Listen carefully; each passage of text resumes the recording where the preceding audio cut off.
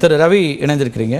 இந்த 2 பேருக்கு நிகழ்ந்திருக்கிற கொடூரம் இது பற்றி எப்படி பார்க்குறீங்க? இன்றைக்கி அதுக்கான எதிர்வினைகளை எப்படி பார்க்குறீங்க? நான் இதில் இருக்கக்கூடிய அரசியலை ஒரு 2-3 விஷயம் சொல்லிவிட்டு கடந்து போயிட்டு ஆட்சியல் சம்பந்தமாக அதை பேச விரும்புகிறேன்.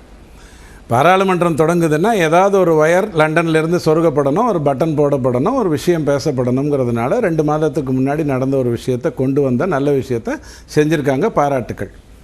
அது கொடூரமான விஷயம். ஒரு நிமிஷம், அது ரொம்ப கொடூரமான விஷயம், அதில் எந்த மாற்று கருத்தும். அதுவாக இருக்கட்டும், நான் உங்கள்கிட்ட இது பற்றின ஒரு கருத்தை கேட்டேன். குறைந்தபட்சமாக 2 பேர் அத்தனை பேர் முன்னாடி அவமானப்படுத்தப்பட்டிருக்கிறார்கள். நான் வரேன். மனிதத்தன்மையற்ற ஒரு செயல் நடக்குதுன்னா அதில் உங்கள் பார்வையை சின்னதாவா சொல்லணும்டா சார். யார் வேணா சொல்லட்டும் சார்.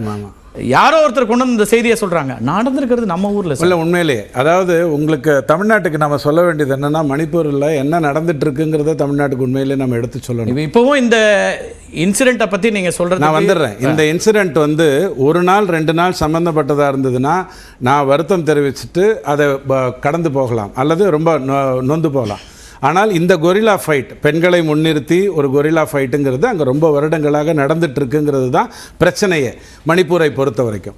இன்னும் 2 அரசியல் மேட்டர் மட்டும் அவங்க பேசினதுக்கு சொல்லிடுறேன். திரும்ப எனக்கு ரொம்ப வருத்தமாக தான் இருக்குது, இவ்வளவு எளிதாக இதை கடந்து போக முடியும் அப்படின்றது. ஐயா, நான் என்ன சொல்கிறேன், நீங்கள் அதுக்கப்புறம் அரசியல்லாம் பேசலாம் சார், அதுக்கு தான் பேசியிருக்கிறோம். யார் என்ன எனக்கு இதில் அரசியல் பேசவே விருப்பம் இல்லை. உங்களுக்கு தான் இன்றைக்கி அது வயிற்று வழியாக தெரியுது. அதை கேன்சராக ரொம்ப நாளாக நாங்கள் அனுபவிச்சுட்டு இருக்கோம். பாரதத்தில் இருக்கக்கூடிய நார்த் ஈஸ்ட் மாநிலங்களை முன்னுக்கு கொண்டு வரணும்னு நினைக்கக்கூடிய அத்தனை அன்பர்களும் அதை வந்து புற்றுநோயாக பார்த்து கொண்டிருக்கோம். நீங்க சொல்லக்கூடிய அதே தேசத்திலிருந்து தான் அதே வழியை அறிந்த ஒருத்தனாதான் நானும் பேசிட்டு இருக்கேன். கண்டிப்பாக அதில் ஒன்றும் மாற்றுக்கிறது இல்லை. ஆனால் ஒன்றே ஒன்று உங்களுக்கு சொல்லிடுறேன், இந்த சம்பவம் நடந்திருக்கக்கூடாது என்று ஒரு பாமரனாக, நேற்றுக்கு தான் இந்த மாதிரி உங்களுக்கு நடந்துட்டு இருக்குன்னு ஒரு பாமரனாக நானும் சொல்ல முடியும். ஆனால் அங்கே தொடர்ந்து நடந்துட்டு இருக்கிற தவறுகள் என்னங்கிறது தெரிஞ்சதுனால ஐயோ இதுவும் வந்துருச்சா அப்படிங்கிற மாதிரி சுட்டி காட்டுறேன் உங்களுக்கு. பிரதமர் மோடி அதை கடந்து உச்சநீதிமன்றத்தினுடைய தலைமை நீதிபதி அவங்க ரியாக்ஷன் வரைக்கும் நடந்திருக்கிற ஒரு கொடூரமான சம்பவம். உண்மை. ஒரு 10/11 நம்ம கடந்து போகணும். 10/11 இல்லைங்க, போக முடியாது. நான் இப்போ திரும்பவும் சொல்றேன், நார்த் ஈஸ்ட் மாநிலங்களை எல்லாம் 10/11 நினைத்தது தான் 70 ஆண்டு காலமாக இந்தியா செய்த மிகப்பெரிய தவறு. 8 வருடங்களாக பிஜேபி நார்த் ஈஸ்ட் ஏரியாவில் பெரிய அளவில் மாற்றங்களை கொண்டு வரணும்னு செயல்பட்டு கொண்டிருப்பது தான் நிகழ்வு. அதை 2த்தையும் நம்ம புரிஞ்சுக்கணும். மேப்லேயே மணிப்பூர் இருக்கா இல்லையான்னு பிஜேபிக்கு தெரியாமையோ மோடிக்கு தெரியாமையோ நார்த் ஈஸ்ட் பேல அக்கறை எடுத்துக்கொண்டு அவர்கள் 8 வருடமாக செயல்படலை. குறிப்பிட்டு கடந்த 6 வருடங்களாக அங்கே நடந்துட்டு இருக்கிற மாற்றங்கள் அங்கே இருக்கக்கூடிய நண்பர்களை கேட்டால் தான் தெரியும். இன்னைக்கும் நம்ம நண்பர்கள் அங்க இருக்காங்க, ராணுவத்தின நண்பர்கள் இருக்காங்க, அங்க குடிபெயர்ந்தவர்கள். எல்லாவற்றையும் நான் ஏற்றுக்கொள்றேன் சார், எல்லாவற்றையும் ஏற்றுக்கொள்றேன். அங்க ஒரு அரசியல் நடக்குது, அங்க நிலத்தை வச்சு ஒரு அரசியல் நடக்குது. ரவிக்குமார் சொல்றாரு நில அரசியல் நடக்குது, எல்லாம் இருக்கு. நான் என்ன கேட்கிறேன்னா, 2 உண்மைகள் புதைக்கப்படுதா? நான் வரேன் சார், பேசுவோம் சார். எல்லா உண்மையும் பேசுறதுக்கு தானே கிளம்பே. இதுல எதுலையுமே சம்பந்தப்படாத 2 பேர், அதுல இன்னும் ரிப்போர்ட் வந்து 3ன்னு சொல்லுது, நமக்கு அதிகாரப்பூர்வமா தெரியல. காட்சிகளாக பார்க்கறதுல 2 பேர், 40 வயதில் 20 வயதில் இருக்கக்கூடிய மதிக்கத்தக்க 2 பெண்கள் முழுவதுமாக ஆடைகள் களையப்பட்டு ஒரு கும்பல் முன்னாடி எல்லா விதமாக இது எதுவுமே காட்சியை சொல்ல முடியாது, விவரிக்க முடியாத அளவுக்கான ஒரு சம்பவம். 2 பேருக்கும் இந்த நீங்க சொல்லக்கூடிய எந்த அரசியலுக்கும் சம்பந்தம் இருக்காது. உண்டா? அவங்க சம்பந்தப்பட்டவர்களா? இல்ல இல்ல. அப்படியான இடத்துல நாம இருக்கிறோங்கிறத பத்தின குறைந்தபட்ச நீங்க அதுக்கப்புறம் எல்லா அரசியல் பேசுங்க, இதெல்லாம் இருக்குங்க. ஆனா இது எதையுமே என்டாஸ் பண்றதுக்கு ரவி தயாரா இல்ல. ரொம்ப வருத்தமான விஷயம். நான் ஒரு வரியில என்னுடைய வேதனையை சொன்னேன். இன்னைக்கு ஒருத்தர் வயத்தை பிடிச்சிட்டு சுருண்டதை பார்த்து நீங்கள் பரிதாபப்படுகிறீர்கள், அது நியாயமான பரிதாபம். ஆனால் அந்த கேன்சர் ரொம்ப வருடங்களாக அங்கே நடந்துகிட்டு இருக்கு.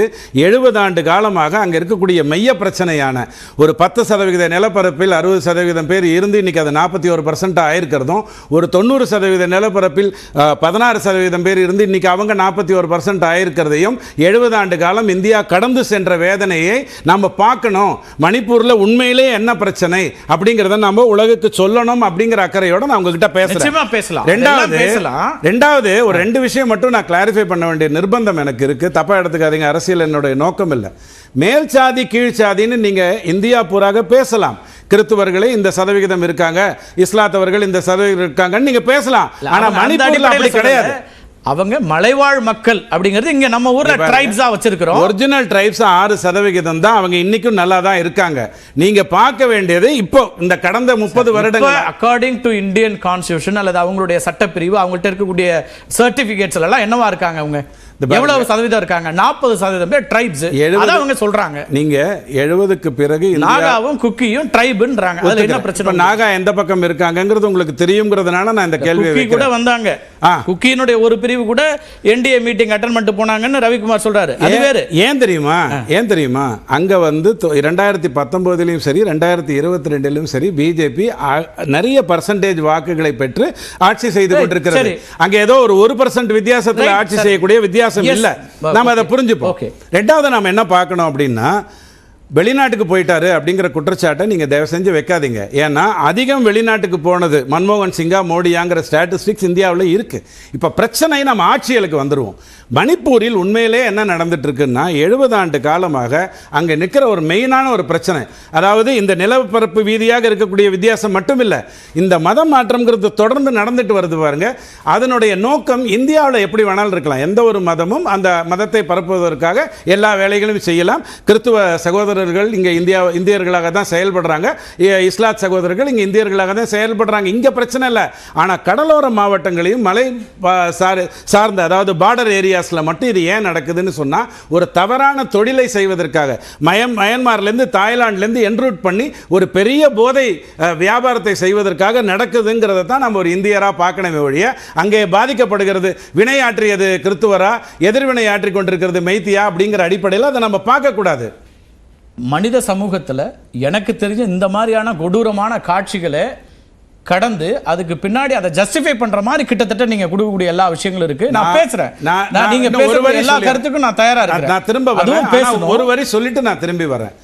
பிடிஐயிலிருந்து கடந்த ஒரு மாதமாக அங்கே என்ன நடந்துட்டு இருக்குங்கிற மாதிரி ஏதாவது ஒரு செய்தி, இந்த சாவு நடந்தது, இந்த கொடூரம் நடந்தது, இந்த சம்பவம் எதுலையுமே நான் கருத்து சொல்ல சார், நீங்க இல்ல, ஆனா மக்களிடம் தான் நாம ரெண்டு பேரும் இல்ல.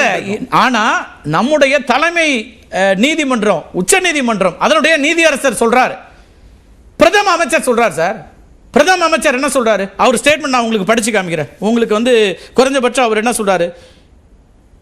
மணிப்பூரில் நடந்த சம்பவத்தால் எனது இதயம் சோகத்தில் மூழ்கியுள்ளது. இந்த சம்பவம் வெட்கக்கேடானது. நாடு அவமதிக்கப்பட்டுள்ளது. பாதுகாக்க நடவடிக்கை, அனைத்து தாய்மார்களையும் சகோதரிகளையும் பாதுகாக்க நடவடிக்கை எடுக்குமாறு முதலமைச்சரிடம் கேட்டுக்கொள்கிறேன். இதெல்லாம் பிரதமர் சொல்றது. உச்சநீதிமன்றம் என்ன சொல்லியிருக்கணும் ஒரு தடவை சொல்லிடுவோம். நான் உங்களுக்கு வந்து நீங்கள் எல்லாம் பார்த்து தான் வந்திருப்பீங்க. இந்த விவகாரத்தில் அரசு தலையிட்டு நடவடிக்கை எடுக்க வேண்டும். இது முற்றிலும் ஏற்றுக்கொள்ள முடியாதது. இந்த சம்பவம் மிகவும் கவலை அளிக்கிறது.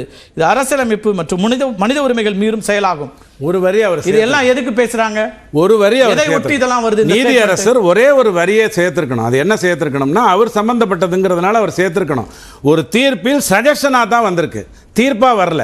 சஜஷனா வந்ததுக்கு மக்கள் அமர்ந்து பேச வேண்டும், மக்கள் அமர்ந்து இதை விவாதிக்க வேண்டும் அப்படின்னு தான் அவர் சொல்லியிருக்கணுமே ஒழிய, ஏன்னா ஒரு நீதிமன்றத்தால் ஆட்சியெல்லாம் நடத்த முடியாது, கருத்துக்கள் தான் சொல்லலாம், பேசுவாங்க. இங்க கேள்வி அவங்க என்ன முன் வச்சாங்கன்னா, நீங்க சொல்ற மாதிரி பிரச்சனைகள் இருக்கு, சிக்கல்கள் இருக்கு, இதெல்லாம் களையணும், நீங்க வந்து மத மாற்றம் உள்ளிட்ட அம்சங்கள்லாம் சொல்றீங்க, அதெல்லாம் மாற்றணும் முயற்சிக்கிறோம், அரசாங்கம் உங்கள்கிட்ட இருக்கு. இப்ப ரெண்டு அரசுகள் இருக்கும்போது யாருடைய பொறுப்பு அங்க அப்படின்னு கேள்வியா ரவிக்குமார் கேட்கிறாரு. டபுள் என்ஜின் சர்க்கார்னா பொறுப்பு உங்கள்கிட்ட தானே இருக்கு. ரெண்டு கேள்வி உங்க முன்னாடி வைக்கிறேன். ஒரு தூத்துக்குடியில் தொடர்ந்து ஒரு தவறு, ஒரு சம்பவங்கள் நடந்து கொண்டே வருது. திடீர்னு ஒரு நாள் அது ட்விஸ்ட் ஆகி வேற விதமாக போய் துப்பாக்கி சூடு வரைக்கும் போயிடுது. திட்டமிட்டு செயல்படுகின்றவர்கள் அந்த வேலையை ஒழுங்காக செய்வாங்க. உளவுத்துறையை மீறி, காவல்துறையை மீறி அவர்களுடைய வேலைகள் இருக்கும். ஆனா நீங்க மணிப்பூர் மாதிரியான இடத்தை நீங்க புரிஞ்சுக்கணும். அதாவது நிலப்பரப்பு அதிகமாகவும் மக்கள் கம்மியாகவும் இருக்கக்கூடிய ஒரு பொசிஷன்ல போய் ஒரு காவல்துறை என்ன செய்யும், ஒரு ராணுவம் என்ன செய்துவிடும் அப்படிங்கறத நம்ம புரிஞ்சுக்கணும். ரொம்ப பேசிக் क्वेश्चन கேக்குறேன். நீங்களா உங்களுக்கு தெரியாதது இல்ல, எல்லாத்தையும் பாக்குறீங்க. ரொம்ப பேசிக் क्वेश्चन. அவர் அத கேக்குறாரு. 4ஆம் தேதி இன்சிடென்ட் நடக்குது சார். 18ஆம் தேதி எஃப்ஐஆர் போடுறாங்க சார். மே மாசம் சார். நேற்றைக்கு வீடியோ வந்ததுக்கு பிறகு தான் நமக்கு, உங்களுக்கு, எனக்கு, மற்ற எல்லாருக்கும் செய்தி தெரியும் சார். ஆனால் ஆட்சியில் இருக்கக்கூடியவர்களுக்கு நிச்சயமாக இந்த கொடூர சம்பவம் நடந்த உடனே தெரியுமா தெரியாதா? கண்டிப்பா இன்ஃபார்ம் பண்ணிருப்பாங்களா மாட்டாங்க? உறுதியா இன்ஃபார்ம் பண்ணிருப்பாங்க.